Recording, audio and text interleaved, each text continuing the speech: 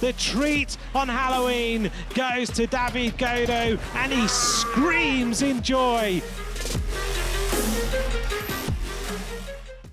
Bonjour à tous et bienvenue sur la 12e étape de la Vuelta, un concentré de montagne sur 109 km aujourd'hui avec des cols de première catégorie et un hors catégorie, le final à l'Alto del Angliru, 12 km à 10% de pente moyenne et surtout des passages à plus de 20%.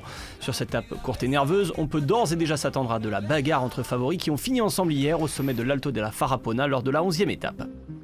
Le début de tracé roulant et deux hommes sortent rapidement du peloton à plus de 50 km/h. On retrouve un coureur de Groupama FDJ, Anthony Roux, accompagné par Julius Van der Berg de F Pro Cycling. La bataille est rude. Dans les premiers kilomètres, une vingtaine de coureurs est partie en poursuite et rejoignent le duo de tête pour la première ascension de la journée, l'Alto del Pradun. Ils sont même 18 en tête de course et Guillaume Martin prend à nouveau le maximum de points au sommet de l'Alto Santo Emiliano.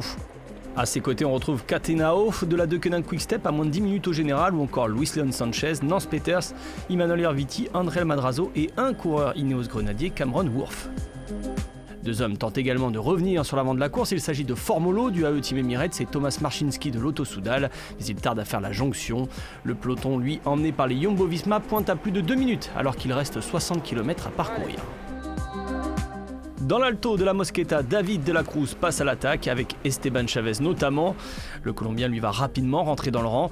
Le peloton décide d'accélérer. Guillaume Martin passe une nouvelle fois en tête au sommet. Dans la descente, on prend tous les risques. Davide Formolo du AE Team Emirates chute. Il va retrouver rapidement une place dans le peloton, tout comme son coéquipier David de la Cruz qui avait attaqué un peu plus tôt. Le peloton d'ailleurs est en train de condamner l'échappée et revient à une trentaine de secondes au pied de l'avant-dernière difficulté de la journée, l'Alto del Cordal.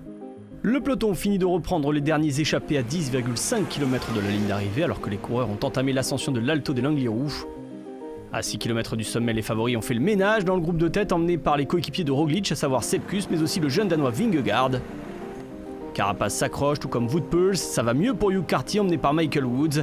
Henrik Mas est présent, tout comme Dan Martin et Alexander Vlasov pour Astana. Et c'est Henrik Mas qui place la première flèche à 3,5 km du sommet. Kuss et Roglic ne s'affolent pas et emmènent les poursuivants. Dans cette montée, Carapaz semble mieux que Roglic et décide de boucher le trou sur Henrik Mas. Alors que l'on rentre dans les pourcentages les plus durs, Kuss doit attendre son leader. Devant, Carty et Carapaz sont revenus sur Mas et le Britannique DF Pro Cycling attaque un peu plus d'1 kilomètre de l'arrivée. La lutte fait rage à tous les étages même si les écarts sont minimes entre les 4 premiers du classement général. Hugh Carty, lui, vole au sommet de l'Alto del Angliru et s'en va chercher la victoire. It's going to be about the victory here on the Angliru. The first British rider to win on the Angliru. His first stage win in a Grand Tour. Hugh Carthy wins stage 12. Carapaz will be in the red jersey at the end of today's stage. Job done for the Ecuadorian. Voilà donc le plus grand coup de la carrière de Hugh Carty, le Britannique de 26 ans, qui avait remporté l'an dernier une étape sur le Tour de Suisse et terminé 11e du Giro. Cette année a noté une 4e place sur le Tour de la Provence en début de saison, mais Carty semble peu entamé en cette année 2020 et pourrait très bien finir cette Vuelta, quitte à surprendre les grands favoris pour la victoire finale. C'est un rêve qui devient réalité. N'importe quelle course pro d'ailleurs, c'est un rêve. Mais gagner sur un grand tour, sur une montée mythique, il n'y a pas mieux que ça. C'est vraiment dur de trouver les mots.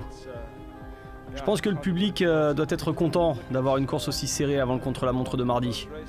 Et je pense que tout est encore jouable. Hugh Carty vient donc chercher sa première victoire en grand tour devant les grands favoris de l'épreuve. Vlasov, Mas, Carapaz, Roglic complètent le top 5.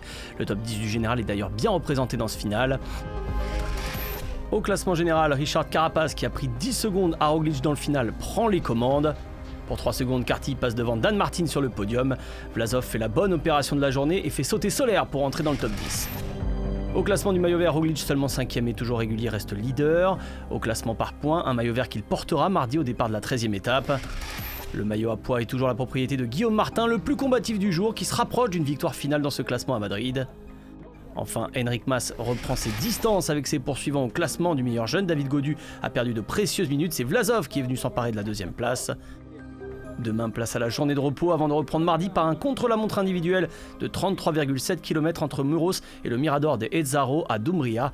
En attendant, bon repos à tous.